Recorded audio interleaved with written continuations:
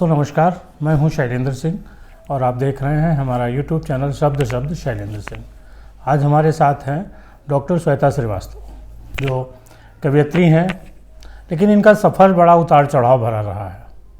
शादी से पहले एयर होस्टेस थी, उसके बाद फिर उन्होंने डॉक्टरी की होम्योपैथी में, मेडिकली डॉक्टर हैं। हम लोग समझते थे कि डॉक्टर का मतलब पीएचडी होल्डर है, लेकिन आज पता चला नहीं, ये होम्योपैथिक की डॉक्टर हैं। डॉक्टर बनने का भी इनका अपना एक अलग कहानी है, क्योंकि फैमिली में सारे लोग मेडिकल से जुड़े थे, तो ये था कि भाई आपको भी डॉक्टर बनना है। श्वेता जी के लिए साहित्य में रुचि थी और आप देखिए कि इनका जो पहला कवि सम्मेलन हुआ वो सीधे दिल्ली से हुआ। लखनऊ के जो श्रोता थे उन्होंने वाया दिल्ली श्वेता जी को पहली बार सुना और तब से ये सिलसिला जब शुरू हुआ कविताओं के मंचन का, कविता पाठ का, तो अभी अनवरत जारी है और श्वेता जी की कविताओं को लोग बहुत पसंद कर रहे हैं। कवियों के मंच पर लाखों करोड़ों लोगों की जो चाहत है वो रहती है कि श्वेता जी को सुनने की। हमने भी बड़े समय बाद जी आज श्वेता जी को पकड़ा है, तो बातचीत शुरू करते हैं। श्वेता जी, बहुत बहुत स्वागत आपका। बहुत बहुत आभार शैलेंद्र जी। और हमने जो आपकी यात्रा बताई वो तो कुछ शब्दों में थी, जी आप शुरू करिए वहीं से कि जब एयर होस्टेस के रूप में आप काम करती थी, जी फिर वहाँ कैसे वहाँ गई और एक कैसे टर्न होते रहे? जैसा कि मैंने आपको बताया था कि बचपन से ही लिखने का बड़ा शौक़ रहा था जी। जब मैं 8th 9th क्लास में थी, मेरे नाना जी भी लिखते थे, तो वहीं से ही शायद वो चीज़ मेरे अंदर आ गई। तो जब एयर होस्टेस की जॉब मैं कर रही थी तो भी मैं कुछ ना कुछ गुनगुनाती रहती थी। अच्छा। कुछ ना कुछ लिखती रहती थी। तो एक तो वो था, एयर होस्टेस की जो जॉब होती है बड़ी ग्लैमरस होती है, उस तरीके की चीज़ें, और हम थोड़े शांत स्वभाव के शुरू से रहे, तो वो सफ़र जो है वो चलता रहा। बस ये कभी सोचा नहीं था कि इतने बड़े प्लेटफॉर्म पे इतना अच्छा मंच और काव्य मंचन जो है वो मैं कर पाऊँगी, ये कभी नहीं सोचा था। अच्छा। ये शुरू से एक चीज़ थी मेरे अंदर कि जो भी करना है बड़ी शिद्दत से करना है, बड़ी मेहनत और बड़ी लगन से करना है। बस ये एक शुरू से ही किसी भी जॉब में रहे या जो भी रहा, तो ये चाहे मैं संस्था में रही अपनी, तो ये बड़ा एक रहा कि जो भी करो शिद्दत से करो, शिद्दत से करो। फिर वहाँ से आपने जॉब छोड़ी शादी जी के बाद, फिर डॉक्टर कैसे आप बनी? होम्योपैथिक की पढ़ाई में कैसे बनी? मेरे नाना जी डॉक्टर थे और मेरे हस्बैंड भी डॉक्टर हैं, जैसा मैंने आपको बताया। मेरी मदर भी मेडिकल में है, तो कहीं ना कहीं वो चीज़ें जो है ना, वो फैमिली का प्रेशर कि मेडिकल तो करना ही पड़ेगा, डॉक्टर तो बनना ही पड़ेगा। मेरे हस्बैंड ने बहुत सपोर्ट किया। अच्छा। उन्होंने पढ़ाया है मुझे। अच्छा। बिठा के पढ़ाया है उन्होंने, मुझे बहुत सपोर्ट किया, प्रोजेक्ट्स, फाइल्स और वो सारी चीज़ें। और तो ये था कि हाँ भाई, मतलब डॉक्टर आपने शादी के बाद किया? जी जी, वो चल रहा था, निरंतर चल रहा था।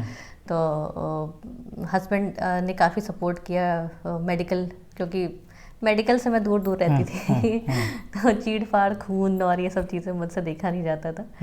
तो लेकिन अब डॉक्टर बनना था, नाना जी का सपना था कि भाई डॉक्टर तो बनना ही है, तो वो निरंतर जो है वो चलता रहा। हस्बैंड ने बहुत सपोर्ट किया, एग्ज़ाम से लाना और सारी चीज़ें। तो खैर अब देखिए आपके सामने डॉक्टर हूँ। तो कविताओं का सिलसिला कैसे शुरू हुआ? लेखन आपका पहले से रुचि थी? जी, लेखन तो मैं बचपन से करती थी। जब स्कूल्स में सब जो है या कॉलेज में जब कैंटीन में सब लोग उस समय जाया करते थे, तो मैं लाइब्रेरी में मिला करती थी। अच्छा। मेरे सारे दोस्त कहते थे ये कहीं नहीं मिलेगी, ये लाइब्रेरी में मिलेगी। तो मैं लाइब्रेरी में ही रहा करती थी। उस समय मैं पढ़ती थी, मैं महादेवी वर्मा जी को पढ़ती थी, मैं मुंशी प्रेमचंद जी को पढ़ती थी। तो मुझे याद है कि जब मैं पहली बार शायद कहीं मैं बोल रही हूँ ये बात, कि जब 8th 9th क्लास में मैंने एक यशपाल जी, एक बहुत अच्छे राइटर थे, तो उन्होंने एक अपने एक पर्दा, एक कथा लिखी थी, वो मैंने पढ़ी थी। अच्छा। पता नहीं वो मैंने पढ़ा और मुझे क्या हुआ, वो आज भी मेरे जहन में वो है। और शायद उसके बाद से ही मेरा जो लेखन का जो सफ़र जो है वो शुरू हुआ, वो वहीं से शुरू हुआ। और उसके बाद से जब लिखना चालू किया तो मैं पहले संस्मरण और कथा लिखती थी। जी। धीरे धीरे धीरे धीरे वहाँ पे पसंद करने लगे लोग। कई न्यूज़पेपर में भी छपा, लेकिन वो तो शौक ही था कि हाँ भाई चलो, लेकिन एक फुल फ्लैश करियर को स्टेब्लिश करने के लिए वो काफ़ी नहीं था। 2016 से मैंने लिखना शुरू किया। अच्छा। तो वहाँ एक दिल्ली की एक संस्था है, उन्होंने बड़ा उसको अप्रिशिएट किया, तो उन्होंने अपनी पत्रिका में छापा। वो पत्रिका संसद तक जाने लगी, वहाँ पे बड़ा अप्रिशिएट करने लगे लोग लेखन को, तो मुझे दिल्ली बुलाया गया। फिर वहाँ से फिर मैंने पीछे मुड़ के नहीं देखा। अच्छा, तो दिल्ली में पहला कविताओं का मंचन हुआ जी आपका? जी जी जी। अच्छा, उसके बाद जो दिल्ली से सिलसिला शुरू हुआ, जी। वो बहुत सारे कवियों के साथ आपने जो प्रतिष्ठित हैं, किन के साथ, और क्या अनुभव रहा इस कविताओं के मंचन का? जब शुरुआत करी थी काव्य पाठ करने की तो मुझे ज़्यादा, क्योंकि मैं गद्य लिखती थी, पद्य नहीं लिखती थी, तो मुझे ज़्यादा उसका अनुभव नहीं था। लेकिन हाँ, ये मैं कहूँगी कि हमारे जितने भी सीनियर रहे, चाहे वो सर्वेश अस्थाना जी थे, चाहे हरिओम पवार जी से, सुनील जोगी जी से, विष्णु सक्सेना जी थे, या सुमन दुबे जो यहाँ पे हमारे लखनऊ में ही हैं, इन लोगों ने बहुत सराहा। उन्होंने मुझे एक मेंटोर, मतलब वो था कि हाँ एक छोटी सी लड़की यहाँ पर आई है इस तरीके, तो उन्होंने ये उन लोग का बड़प्पन है, जैसे कीर्ति काले जी हैं, ये उन लोग का बड़प्पन रहा कि उन्होंने हमेशा मुझे आगे बढ़ाया।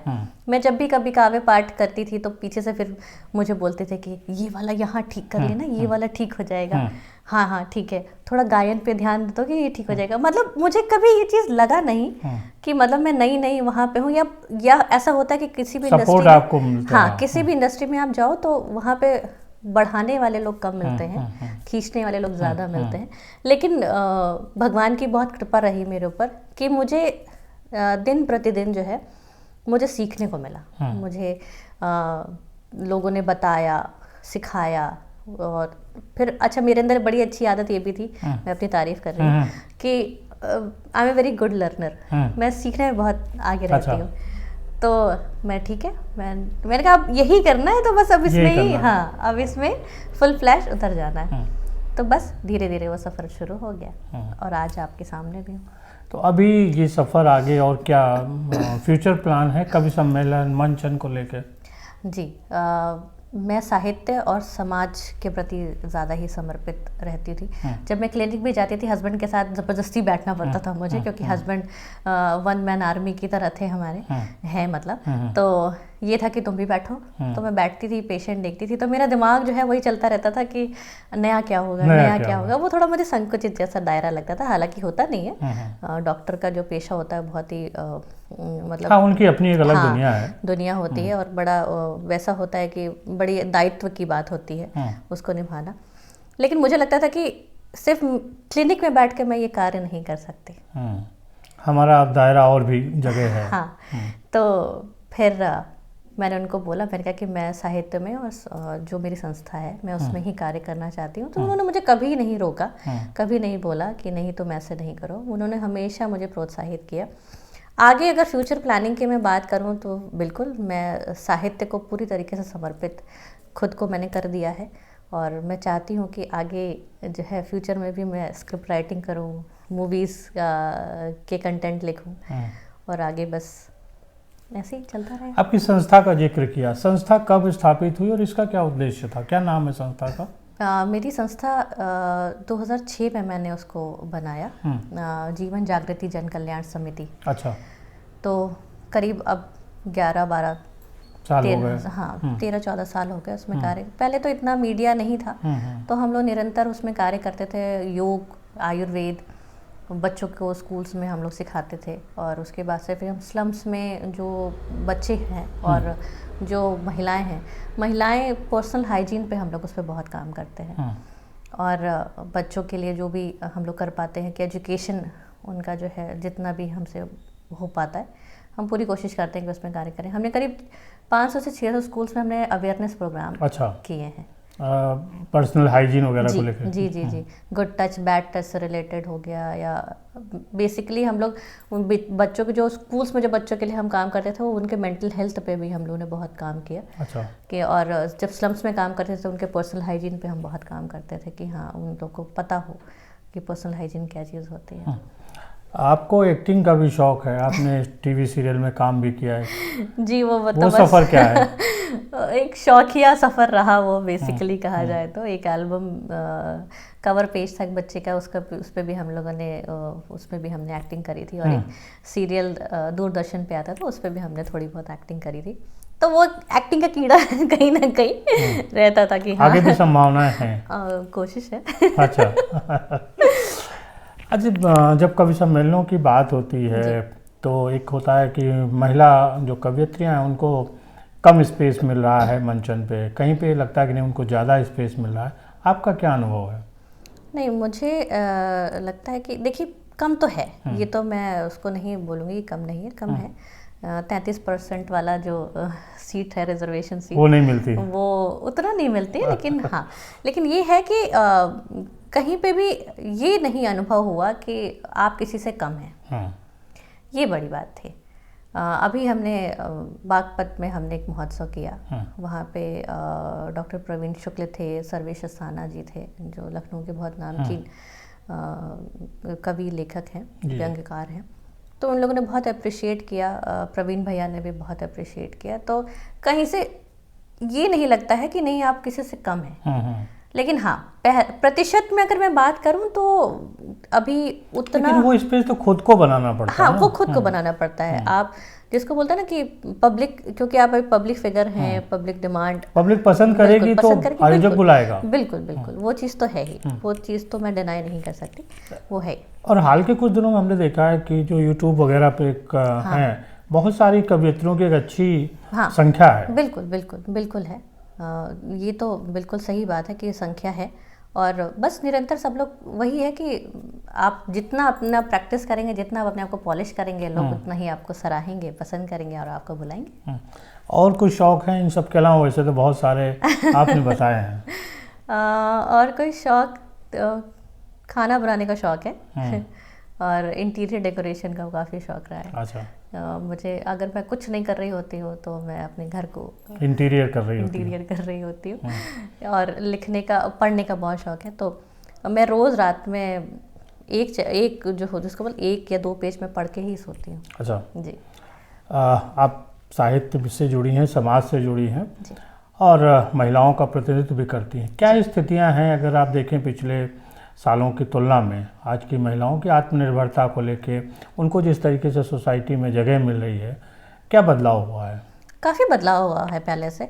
हम पहले के अगर हम सिनेरियो की बात करें तो अभी मैं देखती हूँ तो काफ़ी ज़्यादा चेंजेस हैं। पहले जैसे मैं सुना करती, जैसे हम लोग कवि सम्मेलन भी करते थे, हम लोग जैसे अपने संस्था के द्वारा भी अगर हम समाज सेवा की बात करें तो हम जैसे स्लम्स में भी जाते थे। तो आज चीज़ें बदली हैं। एक वो गरीब अब जो है परिवार, उसका जो सदस्य है वो भी यही कहता है कि मेरी बेटी पढ़ लिख ले। तो ये माइंडसेट बदला है। आप ये मीडिया की कह लीजिए या जो भी आजकल का परिवेश है उसके लिए पहले से अब काफ़ी चेंजेस आए हैं। हाँ, और लोग अब ये है कि मैंने कई जो महिलाएं, जो पहले की जो महिलाएं हुआ करती, जो पहले कहती थी कि नहीं बेटा होना बहुत ज़रूरी है, अब मैंने ये चीज़ देखा है कि जैसे मेरा ससुराल गोरखपुर का है, गोरखपुर से आगे का है। तो वहाँ पे जो मानसिकता जो है वो पहले ये हुआ करती थी कि नहीं लड़का होना बहुत ज़रूरी है। लेकिन मैंने चेंजेस देखे हैं। मैंने देखा है कि अब कहते हैं लोग कि बेटी होना बहुत ज़रूरी है। तो ये चेंजेस दिख रहे हैं। बिल्कुल बिल्कुल हुआ है चेंजेस। आपका जो लेखन है उसका फोकस क्या रहता है? महिला, समाज जी, क्या प्रमुखता रहती है उसमें? महिलाओं के लिए प्रमुखता रहती है। समाज के प्रति मैं कुछ ऐसा लिखना चाहती हूँ। अभी मैं नॉवेल कोशिश कर रही हूँ कि मुझे समय मिले और मैं लिखना शुरू करूँ। मैं कुछ ऐसा लिखना चाहती हूँ कि जिससे समाज में बदलाव आ सके, जिसको लोग पढ़ें और वो चीज़ें वहाँ तक पहुँचे, लोगों के साथ वो चीज़ें कनेक्ट हो सके।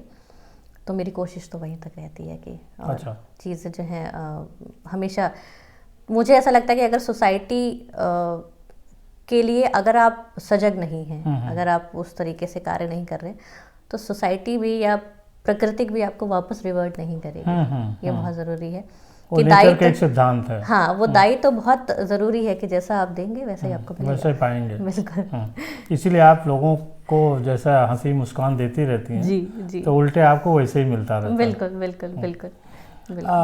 एक तुलना होती है समाज में, लगातार नारीवाद पुरुषवाद की चर्चा होती है।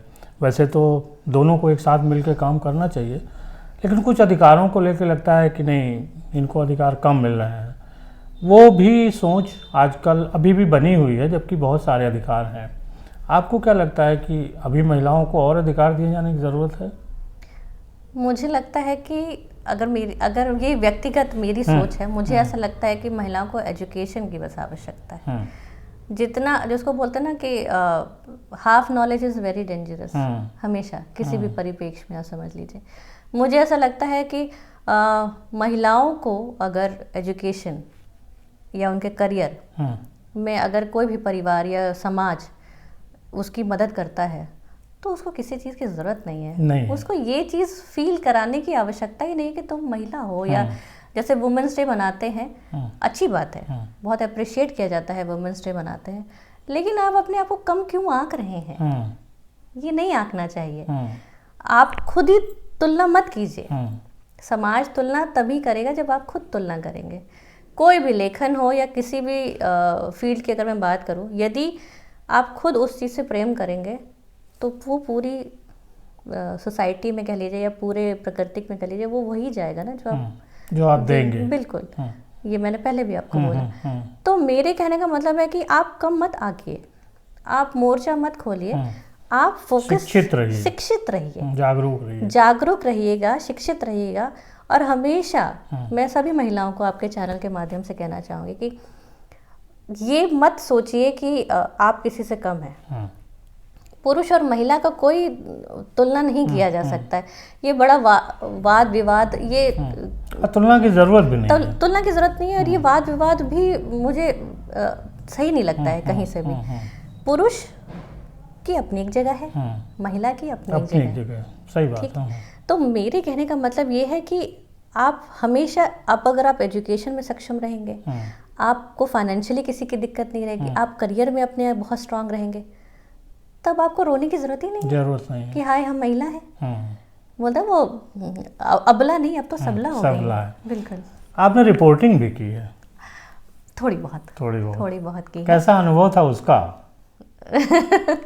अच्छा था, क्योंकि मैं ज़्यादा तो नहीं, लेकिन हाँ, एक चैनल दिल्ली का था, उसके माध्यम से उन्होंने बोला था कि आप कुछ जो नामचीन लेखक हैं या जो साहित्यकार हैं उनका इंटरव्यू कीजिए। तो मैंने 1-2 लोग का इंटरव्यू मैंने किया था, जिसमें निर्मल दर्शन सर जो अब नहीं रहे, उनका मैंने एक इंटरव्यू किया था। तब मैं शुरू इस फील्ड में आई थी, इस क्षेत्र में शुरू में आई थी मैं। तो उन्होंने बड़ी अच्छी बात मुझसे कही थी कि श्वेता बेटा, जब भी तुम आगे बढ़ना तो पीछे पलट के ज़रूर देखना। यदि पैरों के निशान सही नहीं पड़ रहे हैं तो उसको फिर सही करना, फिर आगे बढ़ना। तो वो चीज़ कहीं ना कहीं आज भी मेरे जहन में वो चीज़ रहती है। तो रिपोर्टिंग का जो वो था बड़ा अच्छा था। आप तो बहुत अच्छे रिपोर्टर हैं, बहुत अच्छा संचालन भी करते हैं। हम लोग तो कुछ भी नहीं है, हम लोग तो बस सीख रहे हैं। नहीं, हम लोग भी आप ही से सीखते हैं। चलते चलते और कुछ बात जो रह गई हो? चलते चलते एक कविता मैं आप सभी के सामने रखना चाहूँगी जी, जिसको बड़ा सराहा भी गया है।